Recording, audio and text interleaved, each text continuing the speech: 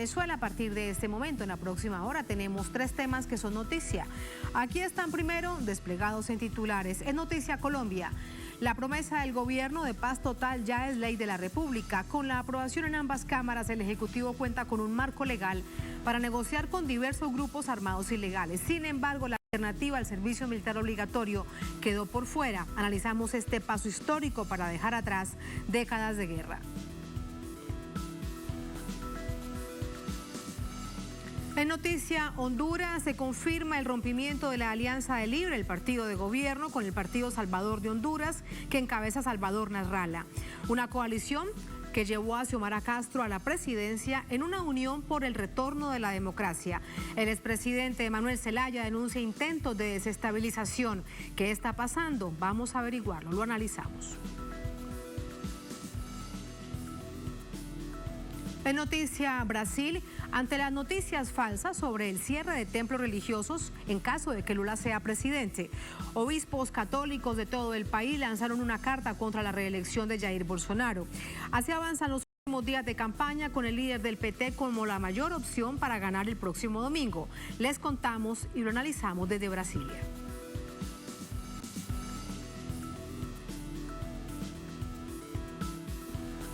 En Noticia Casi comienza. Bienvenidos, bienvenidas.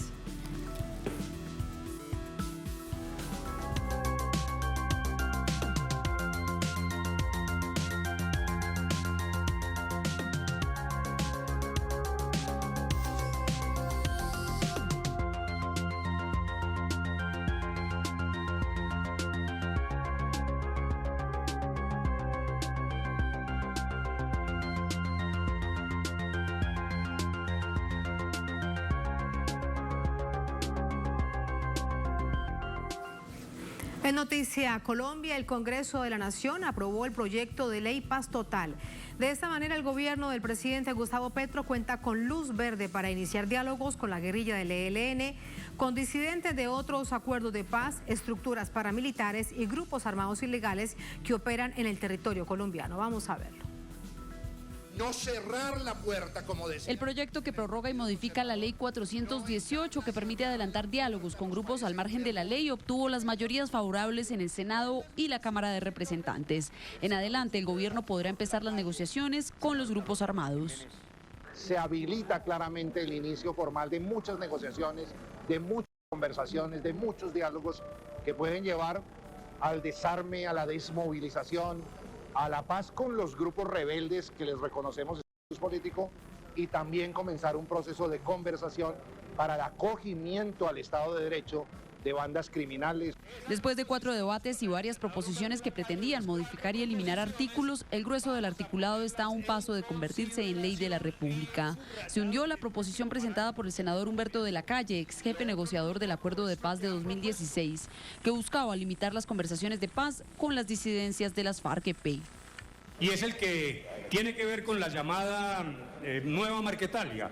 Yo propongo un artículo explícito en el que se diga que los desertores no pueden entrar en conversaciones con el gobierno, salvo para el sometimiento a la justicia por orden judicial. En un debate álgido, la coalición del gobierno y sectores conservadores apoyaron la apuesta del presidente Gustavo Petro por consolidar el desarme de grupos armados y la pacificación de los territorios.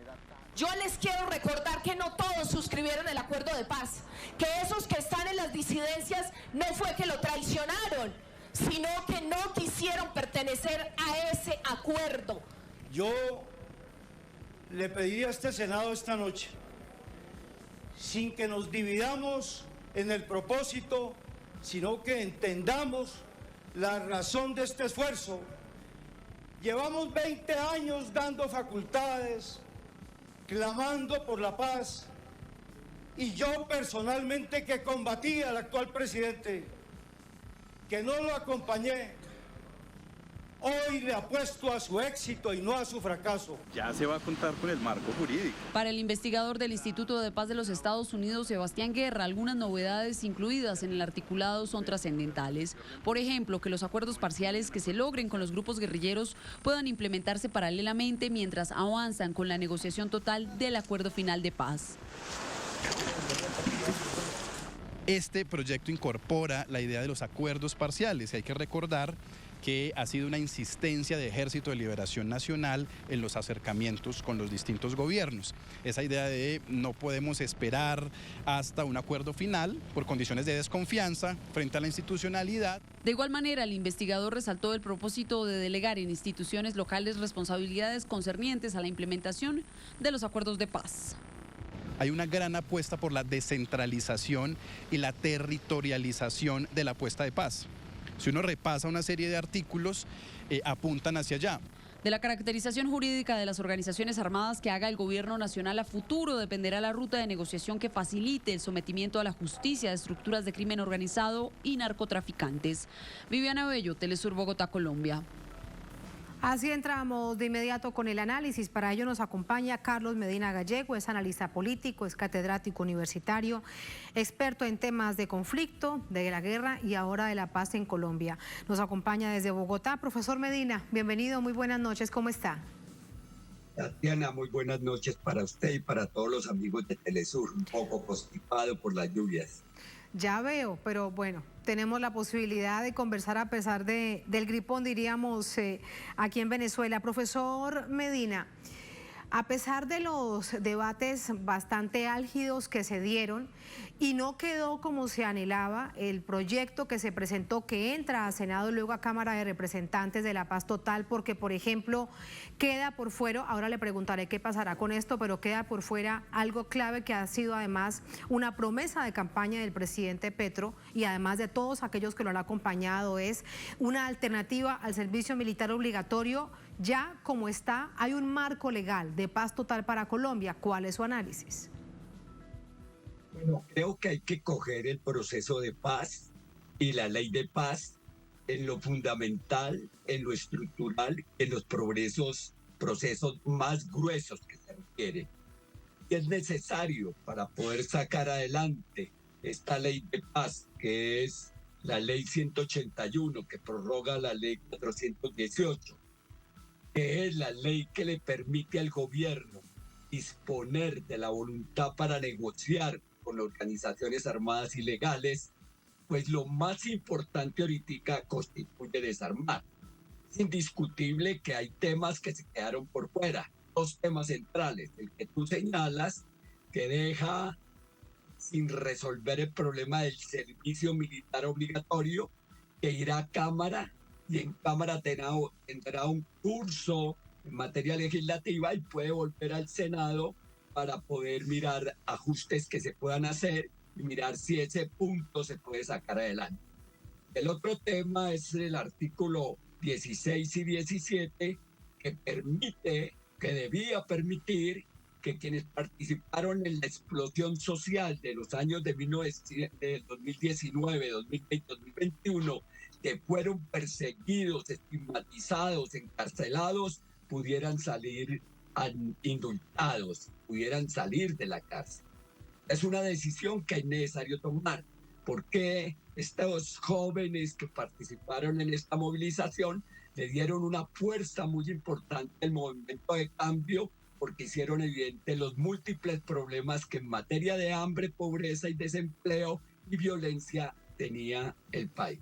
Total, hay una ley de paz que nos va a permitir transitar un camino de conversaciones y de acuerdos y de procesos de sometimiento a la justicia de las organizaciones armadas.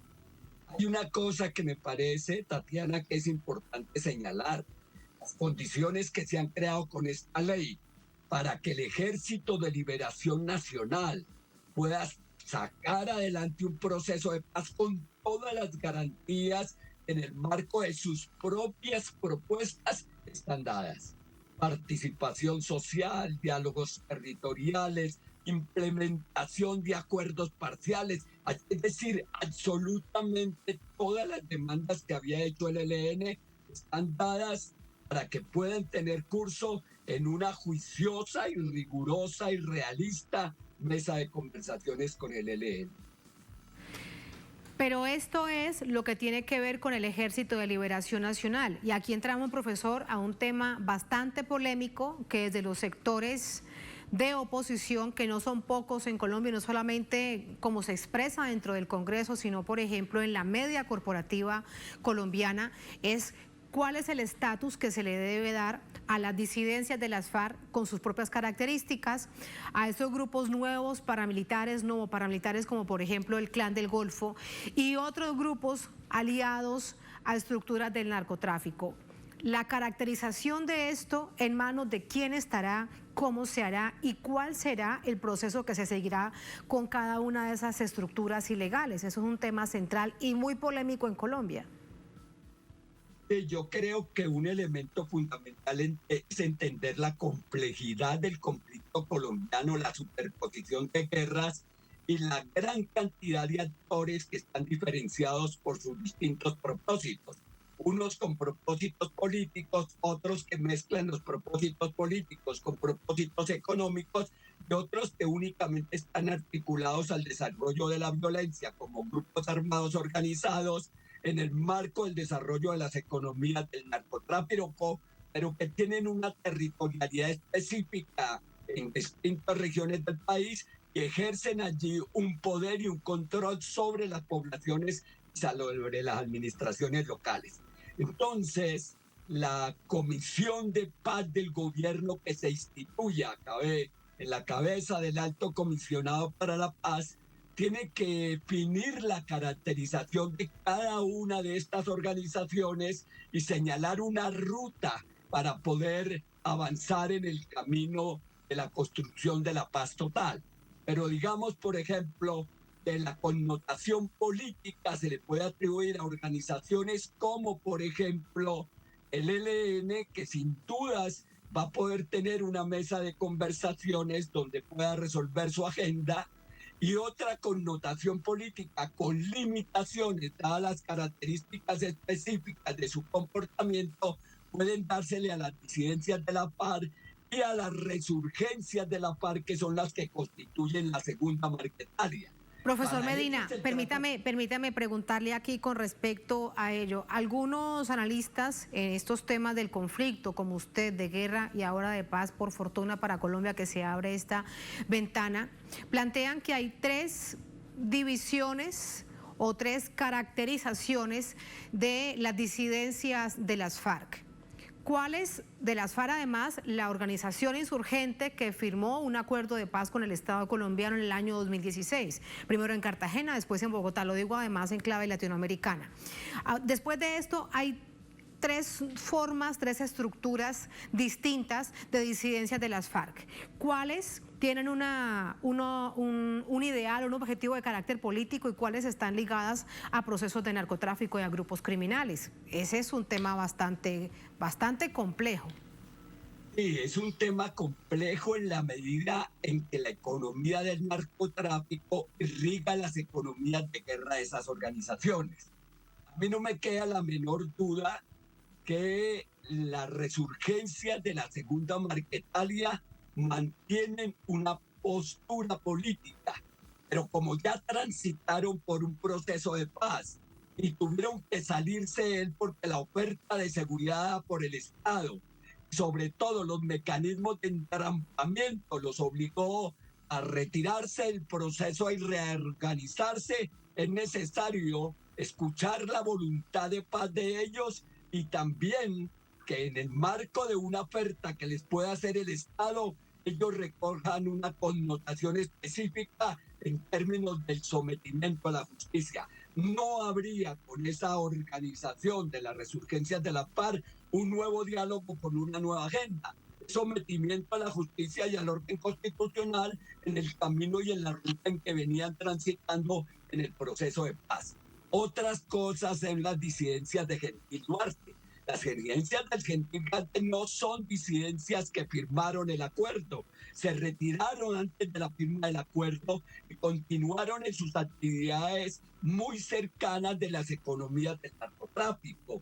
En un proceso creciente de degradación de muchas de esas disidencias, cuya base fundamental no está en el proyecto político, sino en las posibilidades de sufructuar una economía ilegal como el narcotráfico con apropiación probada privada de capitales, lo que genera un modelo de capitalismo criminal que atraviesa el comportamiento de este tipo de organizaciones. Sin embargo, estas organizaciones mantienen una estructura de ejército y están articulados a un discurso que recogen de las viejas formas de la existencia organizativa, política e ideológica de la FARC. Lo que quiero decir, Tatiana, es que cada una de estas organizaciones debe ser tratada en su especificidad, y la oferta de paz y de sometimiento a la justicia y a la institucionalidad debe estar en consonancia con la correctización que se haga de esas organizaciones. Profesor Medina, ¿y tendrá que haber un grupo institucional que parta del gobierno del presidente Petro para cada uno de esos diálogos? Inicialmente no pensemos en el siguiente paso, que sería la negociación. Inicialmente para el diálogo, porque pensar en una sola mesa de diálogo en donde tengan que estar estos distintos actores, pues la verdad es que serían años para ponerse de acuerdo. Indiscutiblemente, Tatiana, vos tienes la razón. No puede haber una única mesa de negociación, pero no todas las mesas pueden ser de negociación. Son mesas de conversaciones que estarán dirigidas a resolver el problema de la dejación de armas, el sometimiento a la justicia y las garantías que se deben dar a estos grupos para que puedan vivir en una sociedad que le oferta unas posibilidades de vida digna. Entonces, cada uno de estos grupos seguramente tendrá una comisión de acercamiento, de exploraciones, de conversaciones que irá marcando la ruta del comportamiento del Estado y del gobierno en relación con esas organizaciones. Si hubiese una sola comisión del gobierno resolviendo y enfrentando todas las organizaciones, eso no marcharía.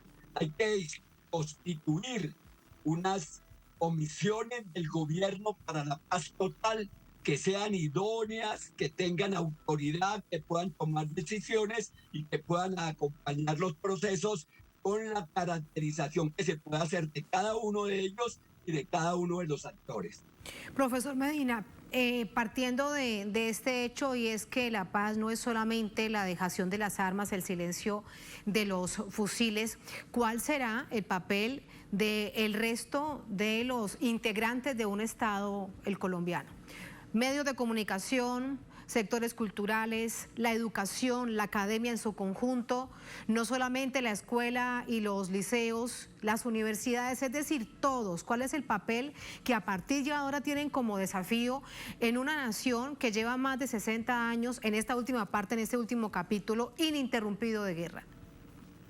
Tatiana, la Universidad Nacional de Colombia convocó a 50 profesores universitarios, analistas del conflicto armado, constructores de paz en todas las universidades del país, y acaba de elaborar un dossier sobre paz total. ¿Qué es lo que nos dice ese dossier? Hay que enfrentar con todo el Estado, con toda la institucionalidad, con todos los ministerios, con todos los funcionarios del Estado, un proceso de construcción de la paz total. Pero no solamente el Estado, no solamente los ministerios y no solamente los funcionarios, también la fuerza pública. Y se plantea una ruta en que la fuerza pública debe participar para la construcción de la paz total. Pero no solamente el Estado, los funcionarios, los ministerios y la fuerza pública, la sociedad colombiana. Cómo la sociedad colombiana, conjuntamente con la institucionalidad, se convierte en protagonista central de la construcción de la paz, en ese enfoque que se le ha querido dar a esta etapa de construcción de paz, que es construir la paz desde los territorios y con las poblaciones.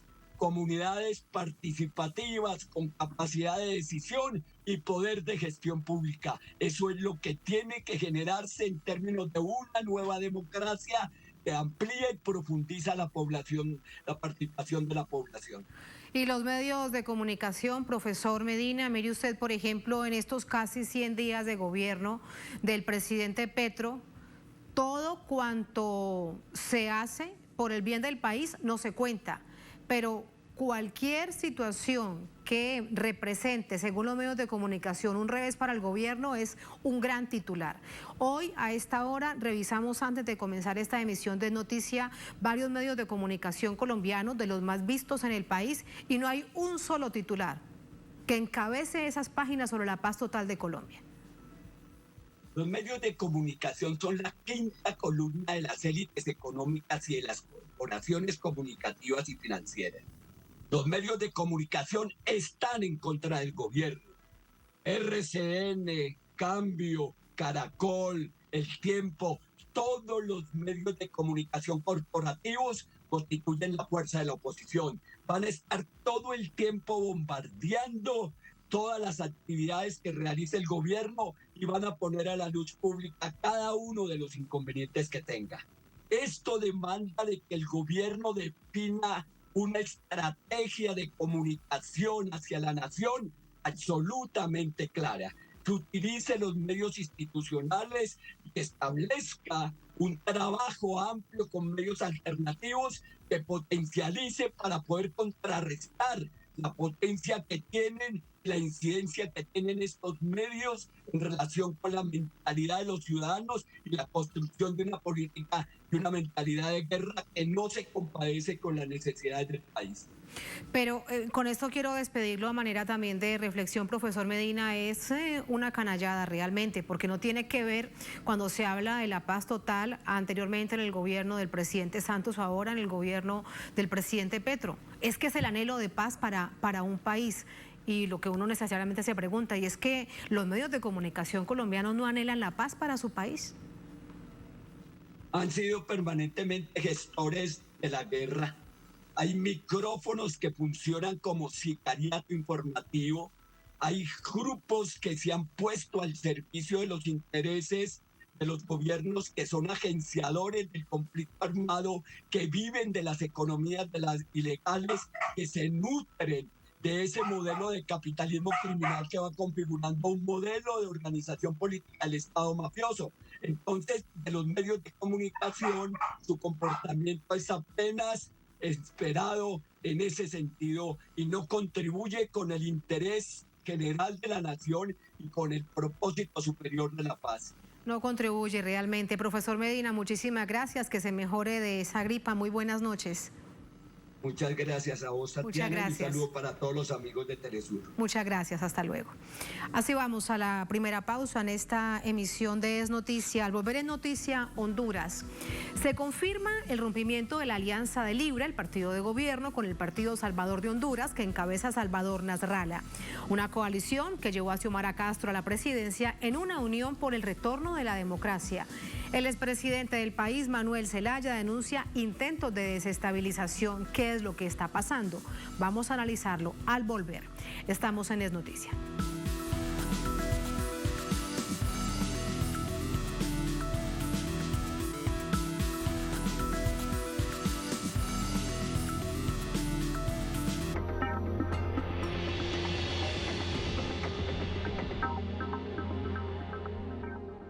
Este 30 de octubre, el pueblo de Brasil se dirige a las urnas para escoger en segunda vuelta a sus nuevos representantes de Estado. Unos comicios que definen el futuro de la democracia brasileña. Por eso Telesur trae a tus pantallas la cobertura más completa de este proceso. Desde nuestros estudios en Caracas, te mantenemos informado en un programa especial. Y minuto a minuto, a través de nuestras rondas informativas y multiplataforma. Y desde Brasil, nuestro equipo de corresponsales te brinda cada detalle de estas elecciones en tiempo real. Brasil decide 2022, segunda vuelta. Solo por Telesur. La señal informativa de América Latina y el Caribe. Si sos titular de la Asignación Universal por Hijo, recordá que debes presentar la libreta con los controles de salud, vacunación y escolaridad antes que termine el año. Más info en anses.gov.ar. ANSES, en cada etapa de tu vida.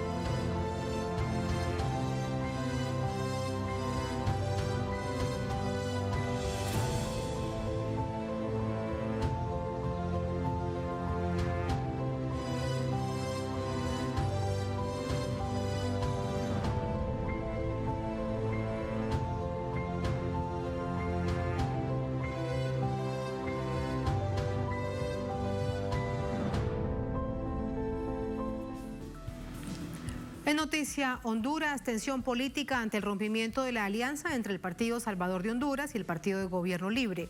Una coalición que llevó a la presidencia a Xiomara Castro en enero de este año y que puso fin a gobiernos vinculados con la corrupción y el narcotráfico. Desde el Ejecutivo se denuncia intentos de golpe de Estado. El asesor del gobierno, el expresidente Manuel Zelaya, aseguró este martes que se mantienen en alerta e informados sobre posibles conspiraciones golpistas. Y no son pocos los golpistas. Además, lo que pasa es que ahora perdieron las elecciones. Se implicaron en narcotráfico, en corrupción. Ahora los golpistas están bien señalados por el pueblo. Entonces no tienen en este momento ninguna posibilidad de dar un golpe. Intentos sí hay. Grandes, conspiraciones de edad todos los días. Zelaya advirtió que la militancia defenderá el voto en las calles, si es necesario. El asesor presidencial denunció que la dictadura de Juan Orlando Hernández sigue presente en diferentes sectores del país, en algunas organizaciones de la sociedad civil, la iglesia y hasta infiltrada en el Partido Libre. Añadió que aún así se mantienen abiertos al diálogo con todos los sectores, incluso con aquellos que participaron del golpe de Estado en 2009 y rompieron el pacto social. En días pasados, el también líder del Partido Libertad y Refundación, Libre, confirmó el rompimiento de la alianza con el Partido Salvador de Honduras, desde el momento en que su representante, Salvador Nasralla, asumió el discurso de la oposición.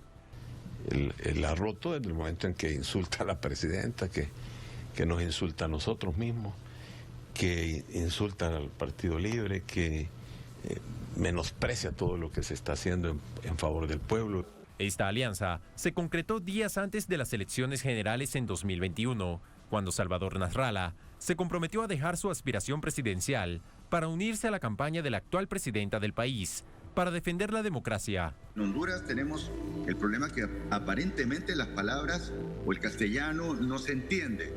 Entonces yo no insulté ni a Xiomara ni al Partido Libre. Eso que quede absolutamente claro. Y pregunto por el acuerdo.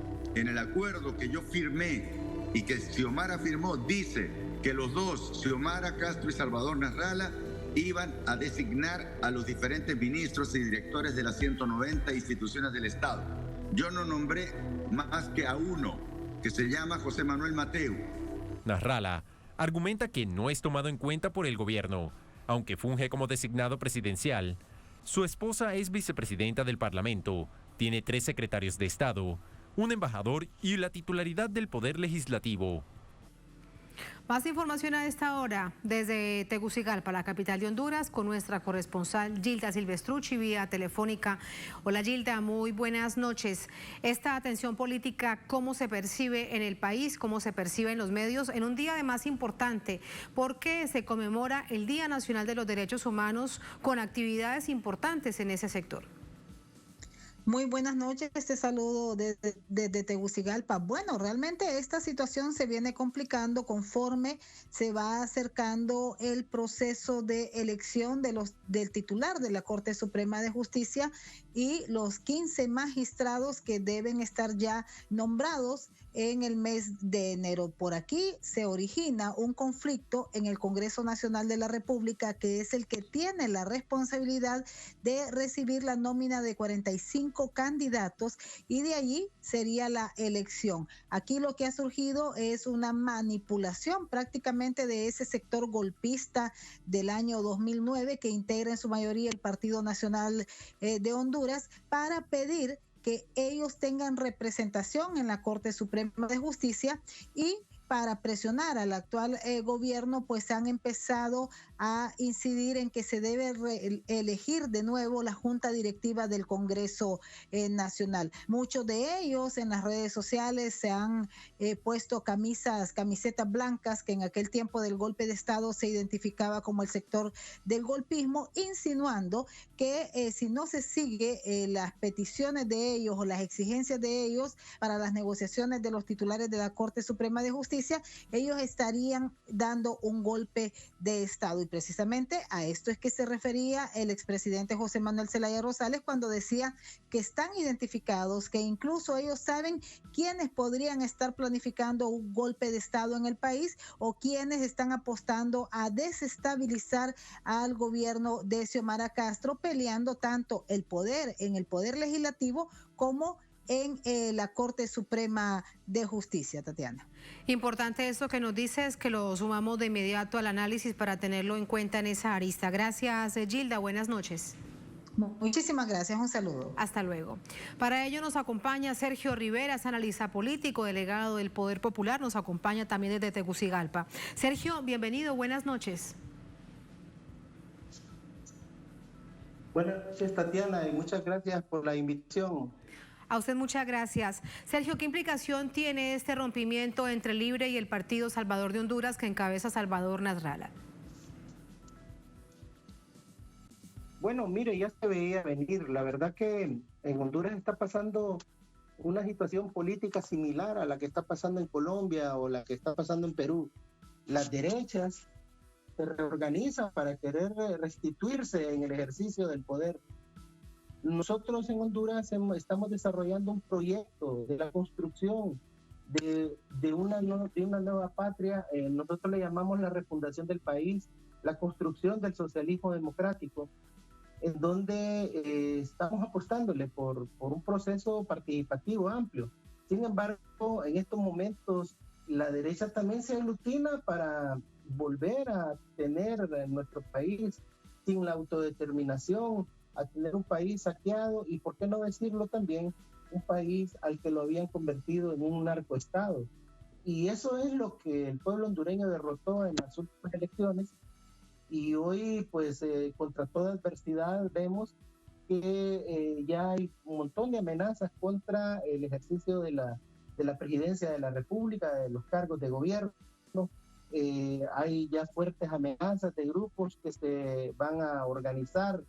Su denominación son las camisetas blancas, que en el golpe de Estado las llenaron de mucha sangre, de mucha represión, de mucho dolor y muerte. Sin embargo, ese panorama está latente. Probablemente estos días serán decisivos porque, como bien lo decía la corresponsal de Telesur, Hilda Gilbertrucci, en Honduras se va a elegir el Poder Judicial y lo elige el órgano legislativo, y en él habrá una fuerte disputa de parte de los sectores que perdieron el proceso electoral y que de alguna forma necesitan el Poder Judicial para seguir delinquiendo y seguir convirtiendo a Honduras en una vergüenza a nivel mundial.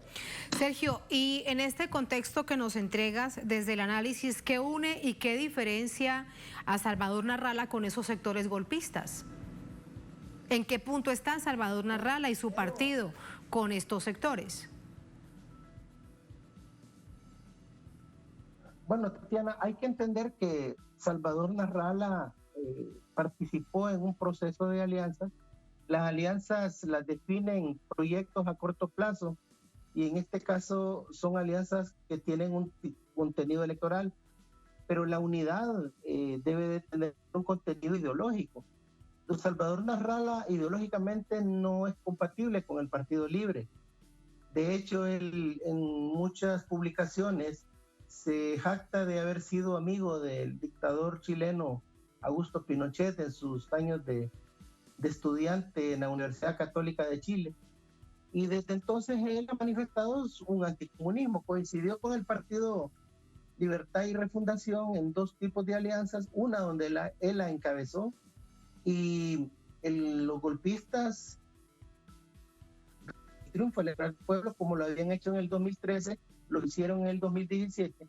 Ese año del 2017 cabe recalcar que don Salvador Nasralla rompió con la alianza, quedó la gente en las calles, quedamos como pueblo en las tomas de carretera, en las manifestaciones, y en ese momento don Salvador Nasralla se fue para los Estados Unidos diciendo que desde allá, desde el Pentágono, iban a emitir una resolución para que él regresara como presidente de la República. En esta última elección del año 2021 ya la encabezaba doña Xiomara la alianza y se unieron varios partidos, no solo el Partido Salvador de Honduras, hay diversas expresiones políticas que apostaron por este proceso de refundación nacional. Lo que pasa es que las acciones que está tomando el señor Salvador Narrala han sido todavía más virulentas después de que él sostuvo una pública reunión con la actual embajadora de los Estados Unidos, doña Laura Doble, que por cierto fue embajadora también en Venezuela, estuvo en Nicaragua en el año 2018 cuando se desarrollaron las protestas que todos conocemos en contra del actual gobierno de la República Hermana Nicaragüense. Entonces, con esa amplia experiencia y con toda la formación para derrocar gobiernos que tiene esta embajadora, pues también están buscando aliados, y uno de ellos hasta en este momento es el señor Salvador Narrala, de quien públicamente habla de la ruptura de una alianza, pero que a cambio de ello el gobierno lo que está haciendo es buscando alianzas con otros sectores, con del pueblo. La alianza que más protege el Partido Libre es con el pueblo, y esa es más fuerte, y esa no se rompe con un decreto o con una conferencia de prensa. Claro, Sergio, ¿y cuál es en este momento la relación del gobierno de la presidenta Xiomara Castro con el gobierno y en particular, por supuesto, con su representante, que es la embajadora de Estados Unidos en Honduras? Ha habido diversas tensiones, porque una de las primeras medidas que ha tomado el gobierno es recuperar las empresas del Estado que estaban siendo saqueadas a través de diversas figuras que ellos le llaman fideicomisos, en donde diversos empresarios nacionales y extranjeros se han venido repartiendo en las entidades estatales. Y uno de los proyectos del actual gobierno es recuperarle al pueblo sus empresas.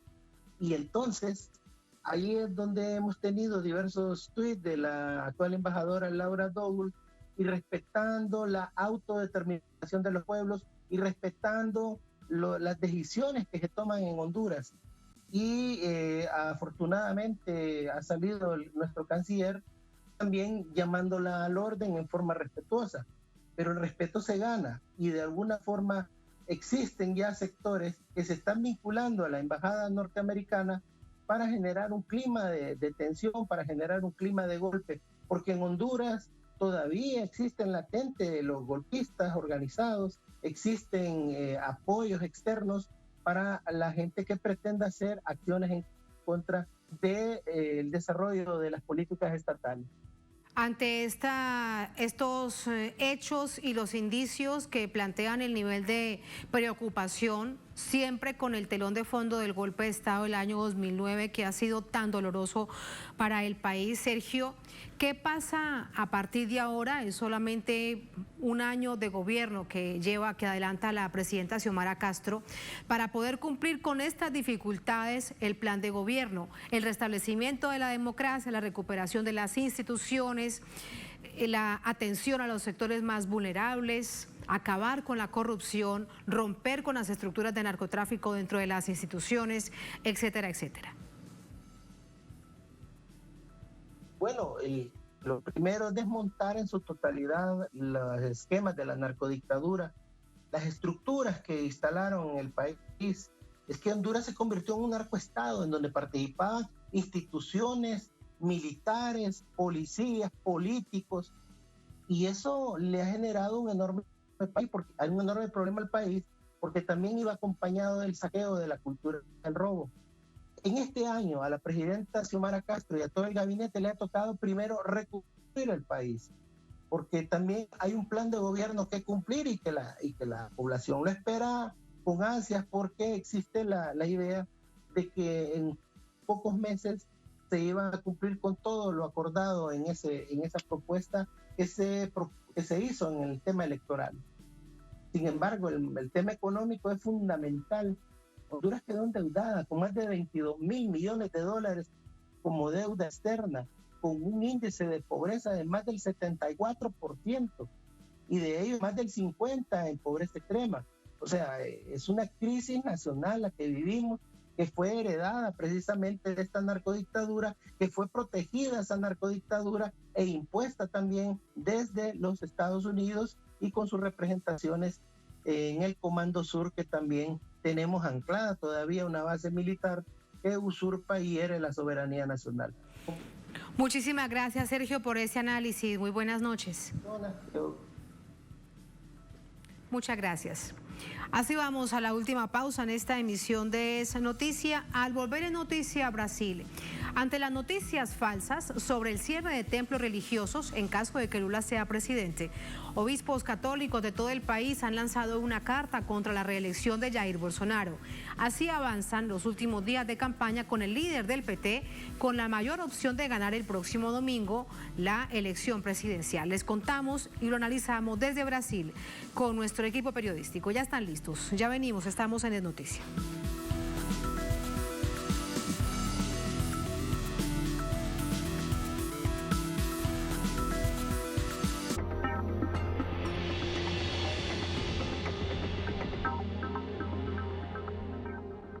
En Conviasa sabemos lo importante que es mover tu negocio. Por eso ofrecemos el servicio Conviasa Cargo. Hoy llevamos tu mercancía a más de 16 destinos internacionales. Con personal calificado y la mejor tarifa del mercado, podrás enviar hasta 90 toneladas. Contáctanos por nuestra página web, correo o el número que aparece en pantalla. Movemos tu negocio siempre a tiempo. Conviasa, nos hacemos cargo.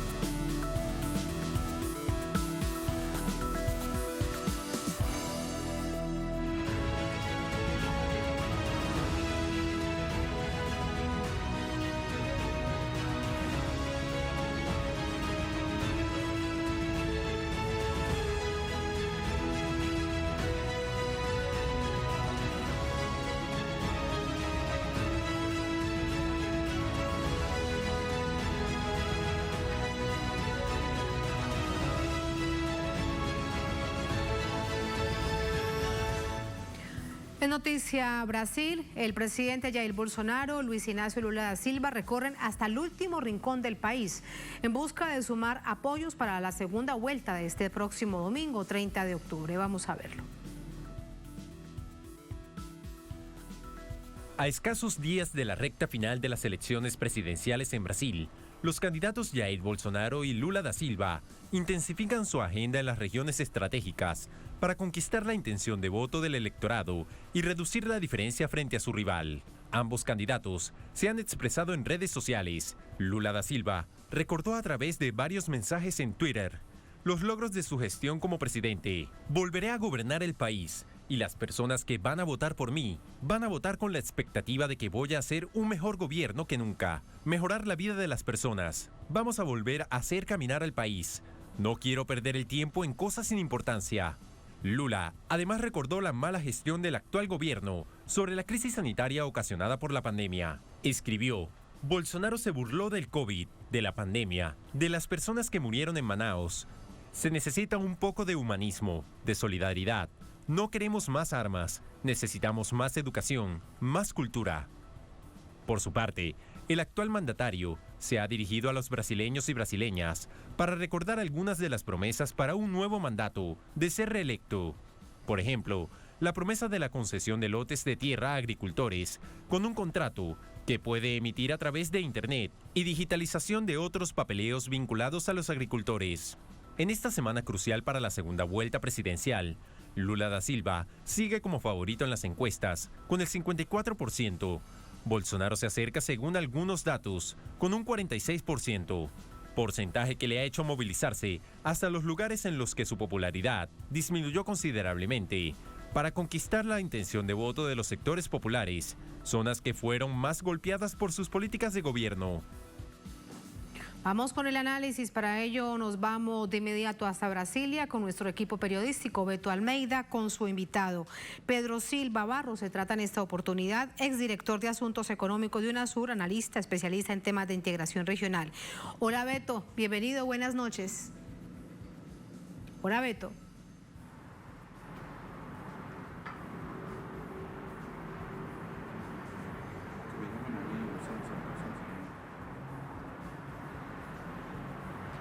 Tenemos dificultades en la comunicación con nuestro equipo periodístico en Brasilia. Les propongo una brevísima pausa y venimos con ese análisis.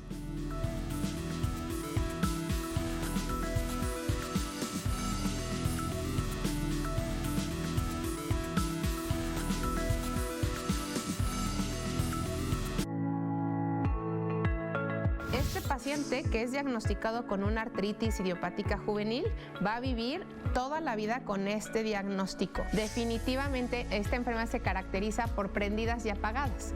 Una vez que logramos controlar que no tenga dolor, inflamación, rubor y calor local, puede estar muchos años inactivo y hacer vida completamente normal. Entrevista con Aisa García desde Guía tu Cuerpo. Sábado, solo por Telesur. El mundo se mueve constantemente y todos los días se generan nuevos sucesos. Se mueve la geopolítica mundial. Nos preguntamos qué hay detrás de cada acontecimiento, cuáles son las consecuencias y cómo nos afectan. Ante estas preguntas, buscaremos poner el punto en la I. Solo por Telesur. Cada año miles de personas abandonan su tierra para alcanzar nuevos horizontes.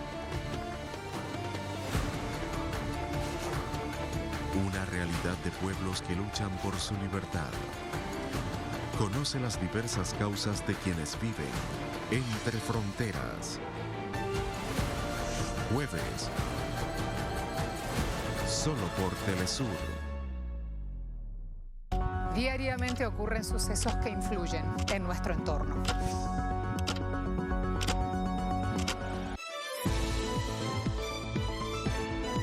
Entérate de las noticias más relevantes de América Latina y el mundo en nuestra agenda abierta.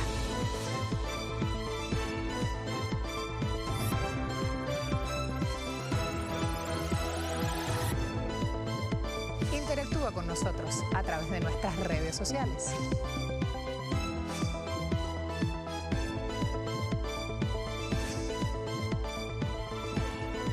Los esperamos aquí, de lunes a viernes, solo por Telesur.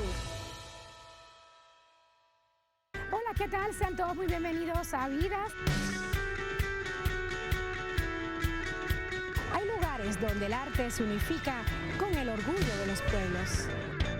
Y esos lugares están llenos de colores, alegría, pasión, tradiciones, arraigo, valor y entrega. Vidas, todos los viernes.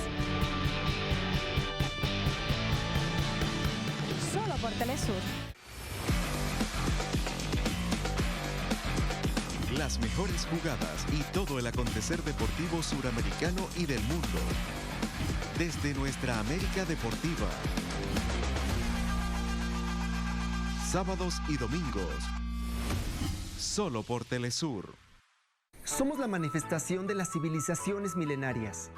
Somos ritos y costumbres. Somos la voz de los pueblos que se niegan a desaparecer. Somos lenguas y patrimonios. Somos indígenas. Somos afros. Somos blancos. Somos arte. Somos tradiciones. Somos culturas. Eso somos. De lunes a viernes, solo por Telesur.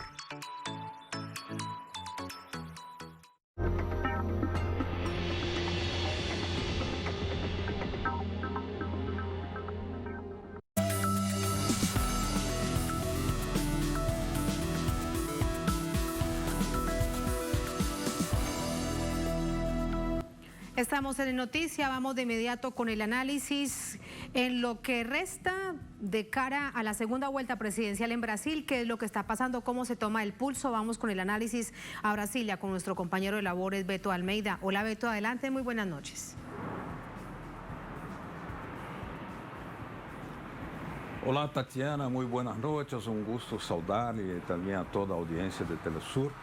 Nesse momento que estamos acá, na fase crucial, faltando 5 días para que el pueblo brasileño pueda decidir su futuro, su rumbo. Las cosas están más o menos consolidadas, ya hay una divulgación nueva de pesquisas, de encuestas, que están otra vez referendando una ventaja de Lula de 6, 7% en algunos casos, y eso es una constante que se está verificando. Pero hay muchos factores, muchos elementos, Tatiana, que deben ser abordados para profundizar como está ocorrendo esse processo tão complexo, onde há um funcionamento de fatores, alguns de ellos fora de controle, e que necessitamos fazer uma avaliação de quanto isso pode, de alguma maneira, interferir ou não, criar hechos novos. Ou seja, 5 dias podem ocorrer muitas coisas, pero para isso temos acá como invitado a Pedro Silva Barros, economista, que foi diretor econômico de Unasur e que tem uma característica importante de fazer tanto a avaliação econômica como também de la economia política, e a quem agradeço muito por estar aqui conosco. E te pergunto, Pedro, dando a bem-vinda, que te parece essa frase tão dramática que dijo o presidente Luiz Inácio Lula da Silva, que dijo, há uma máquina de mentiras, e essa máquina de mentiras nadie sabe onde estão os robôs ni de onde vem a plata. ¿Por que Lula está insistindo nesse fenômeno? Buenas noches, Beto. Para mim é um honor estar outra vez aqui conversando sobre Brasil. Esta que seguramente é a eleição mais importante da história de Brasil. Además de ser 2 projetos, é um momento clave para Brasil e para la región incluso y el mundo quizá. Y el tema de la campaña, una campaña larga, ¿no? Ahora vamos para la 4ª semana estamos en la 4ª semana después de la primera vuelta y con un nuevo tipo de forma de se hacer realizar el debate público, que no es la forma pública en su sentido más amplio y clásico del término. Hay varios fenómenos nuevos que en verdad ya estuvieron bastante presentes en la elección de 2018. En aquel momento fue una elección corta y la reacción a los robots, a las noticias falsas, todo eso, fue muy tímida. Ahora, por supuesto, esta máquina de noticias falsas se ha incrementado, se ha aprimorado, se ha desarrollado, pero también la reacción a ella está más organizada. Entonces, es una pelea, es una elección reñida, una campaña larga, pero bastante estable. O sea, no está decidida la elección. Todavía faltan 5 días, pero Lula tiene un margen relativamente estable que no garantiza 100% de victoria, pero es probable que gane, ¿no? Y esto ha enseñado mucho a Brasil también. Varios sectores que nunca estuvieron con Lula o con el Partido de los Trabajadores en este mes, después de la primera vuelta, se acercaron, ¿no? Y ahí llamó la atención que es una campaña notable de la señora Tebet, ¿no? Que logró tener algo como 4% de los votos, pero se ha incorporado con mucha fuerza en la campaña de Lula. Diferente del otro candidato que se quedó en el 4º puesto, que tenía una cercanía histórica, incluso había sido ministro de Lula y ahora tiene una posición casi invisible. Y Simone Tebet, por otro lado, está muy activa, movilizando sectores del centro democrático, que es importante porque no estaban con Lula y Haddad en la elección anterior de 2018 o con el PT, y ahora están. Entonces, también un aprendizado político para todos los actores involucrados. Entonces, hay una movilización grande de los 2 lados, del presidente y de la oposición. Y vamos para el domingo y esperando que la gente participe, que este es otro otro punto clave. O sea, no, las encuestas indican claramente que Lula tiene algo como un 50% y Bolsonaro tiene algo como un 45%. Sí. Esto es bastante confortable para Lula. Pero hay el fenómeno de la abstención, sí, que no es pequeño. Sobre eso, el fenómeno de... Son 36 millones de votos prácticamente que no fueron a votar. Personas que no fueron a votar.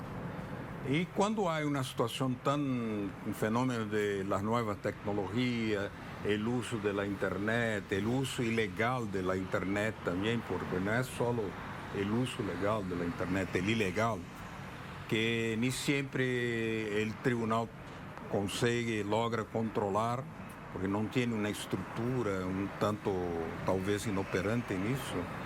¿Qué se puede prever en términos de que, bueno, evidentemente en los últimos momentos son los momentos dramáticos en que se lanzan legales o ilegalmente acciones de impacto, de sensacionalismo?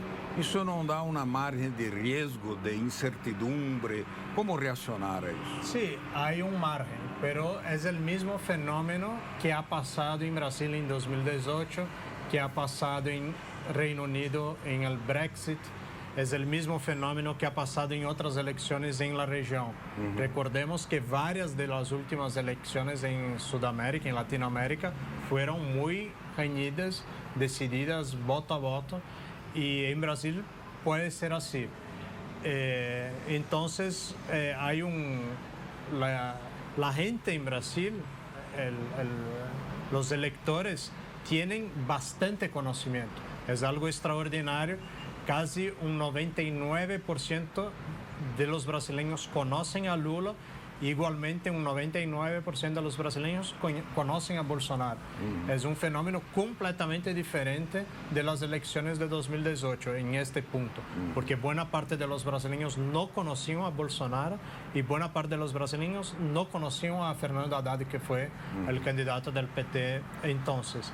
Ahora es otro caso.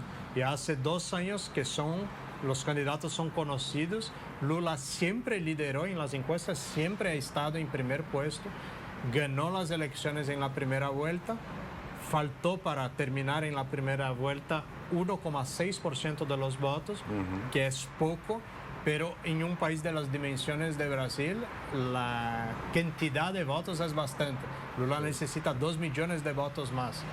Y bien, creo que estos son los puntos fundamentales para pensar, reflexionar sobre esta elección, que va a tener un impacto regional también bastante importante. Me gustaría escuchar su opinión en torno del uso de recursos públicos financieros de parte de la campaña de Bolsonaro, que sería una aberración constitucional, porque se cambió la Constitución específicamente para una elección. Y eso todavía sigue el debate, pero las cosas están ocurriendo. A veces el propio tribunal o algún órgano toma alguna posición sobre determinado el empréstimo consignado, eso no puede, se suspende, pero vuelta. Pero eso es algo impensable, que se pueda largar tanto recursos financieros en medio de una campaña electoral. ¿Cómo tú ves eso? No, el presidente de Brasil ha utilizado el límite de la ley, o pasado un poquito quizá en algunos momentos, durante todo su gobierno. O sea, un gobierno de tensión permanente contra otros poderes, del Ejecutivo en relación al Judiciario, del Ejecutivo en relación al Tribunal Electoral, del Ejecutivo en relación al Parlamento incluso. Él organizó un sistema de relación con el Parlamento que es conocido aquí en Brasil como presupuesto secreto, o sea, algo que va en teoría por lo menos en contra de los principios generales del Estado de Derecho, de transparencia, publicidad y procedimiento, ¿no? Los principios clásicos de la democracia. Y también en relación a la utilización del aparato del Estado para su campaña. Esto involucra no solamente los programas sociales, utilizando la emergencia por la pandemia, pero también los bancos públicos, la publicidad del Estado. Hoy mismo hay un ejemplo para la gente que nos acompaña de los países vecinos. Yo caminé escuchando la radio unos 15 minutos, escuché la propaganda que es gratuita, pública y dividida igualmente entre los dos candidatos, una de Lula y una de Bolsonaro. Pero escuché dos comerciales, propagandas con el mismo tiempo de un banco público y más una de una agencia de promoción de exportaciones del gobierno federal. O sea, fueron en teoría 4 del gobierno contra una de la oposición. Pero esto todo es en el límite legal. El Tribunal de Cuentas, el Ministerio Público y el Tribunal Electoral actúan, pero en una mirada externa verían que es una actuación tímida, pero existe. No es que los tribunales están favorables a Bolsonaro, no. Tampoco están favorables a Lula, pero tienen una actuación tímida. En Brasil, como en varias otras democracias del mundo que no están completamente consolidadas, siempre el Ejecutivo puede extrapolar un poco su lugar constitucional, ¿no? Y entrar en espacios de otros poderes. Y eso probablemente pasa en Brasil, no de forma absoluta, lejos de eso, pero existe. Como es una elección súper disputada, reñida, voto a voto, eso tiene su peso. Pero llama la atención que del otro lado, del lado de Lula, hay buena parte de la sociedad civil movilizada haciendo un contrapunto a eso y esperemos, que es un punto fundamental, que todo este proceso ocurra en paz, ¿no? Hay una tensión en Brasil. Hasta ahora hemos tenido episodios importantes que no pueden ser olvidados de violencia, pero no es una violencia generalizada. Esperemos que así sea. Este es un punto. Y el otro, por supuesto, que el presidente ha amenazado sistemáticamente al tribunal, a jueces de la Suprema Corte, a ministros de la Suprema Corte y del Tribunal Electoral, y esperemos que estos poderes tengan su labor el domingo particular y en los días siguientes garantizados por las otras fuerzas políticas y policiales y los otros sectores de la sociedad brasileña. Me parece que eso sí va a ocurrir, pero hay que estar atento y el mundo está atento también a lo que pasa en Brasil. Una cosa muy importante será el próximo viernes el debate en la poderosa TV Globo entre los dos candidatos. Como hay un antagonismo total de proyectos, ¿no? Lula llamando a convocar el protagonismo del Estado, distribución de renta, política pública y la democracia participativa, y Bolsonaro queriendo la línea de la desnacionalización, de la dependencia. Es un debate que no se puede cometer ningún tipo de error, ¿no? Con una elección tan apretada. Pero tú mencionabas que buena parte de fuerzas económicas muy representativas de Brasil ya han declarado su posición favorable a Lula, lo que es una novedad, porque antes eran todo adversario de Lula. ¿En qué medida eso puede significar la explicación de una frase de Lula ayer cuando dijo, obviamente que vamos a ganar, está confiante que vamos a ganar, él dijo, pero eso no será un gobierno del PT, será un gobierno con esa composición, ¿no? Y también que no va a buscar la reelección. ¿Qué significa eso? No, Lula tiene bastante claro, me parece, que su campaña no es un proyecto personal, tampoco un proyecto del partido. Su campaña es bastante amplia. Él trabajó mucho este año y desde que salió del cárcel, concentrado en generar consensos amplios. En la primera vuelta ya había logrado ampliar bastante su alianza partidaria. Tiene formalmente 10 partidos y aumentó ahora para la centro-derecha. Y tiene por la primera vez el apoyo de sectores empresariales, financieros, bien claro, y también de otros sectores económicos que nunca había tenido. El viernes hay el debate en Globo, que es el momento con más audiencia televisiva en Brasil, de lejos, aunque es un debate bastante tarde de la noche, entrando en la madrugada, sí. Pero hay una audiencia importante, pero el voto ya está muy consolidado. Menos de 10% de la gente acepta la hipótesis de cambiar de voto. Entonces, es muy consolidado, pero claro, no se puede de los dos lados cometer errores, ¿no? Entonces, pero es un momento para el debate público también importante. Se van a reafirmar sus posiciones y esperemos que el pueblo tenga claridad y confianza en el sistema electoral también, que las últimas encuestas han mostrado que la gran mayoría de la población brasileña cree y tiene confianza en el sistema electoral. Muy bien. Entonces, así es la cosa, una disputa muy fuerte, muy tremendamente antagonizada, con disputas claras de proyectos, como vimos por la explicación de nuestro invitado. Quería agradecer mucho a Pedro Silva Barros, que fue director económico de la UNASUR y que tiene la experiencia para dar estas opiniones y estas análisis. Muchas gracias y sigamos en ese curso ahora contigo, Tatiana. Muy buenas noches. Buenas noches, Beto. Gracias a tu invitado. Nosotros día a día en el servicio informativo de Telesur Noticias y por supuesto en el Noticias lo mantendremos a ustedes al tanto con la información y con el análisis. Allí con Beto, contando cada día qué es lo que sucede en esta nación suramericana. El próximo domingo 30 de octubre se produce la segunda vuelta presidencial. Luis Ignacio Lula da Silva, según la última encuesta, encabeza este resultado, la de hoy, por ejemplo, con el 53% sobre 47% de Bolsonaro. ¿Qué pasará? El pueblo lo decidirá. Cerramos esta emisión de Noticia. Un placer. Hasta mañana.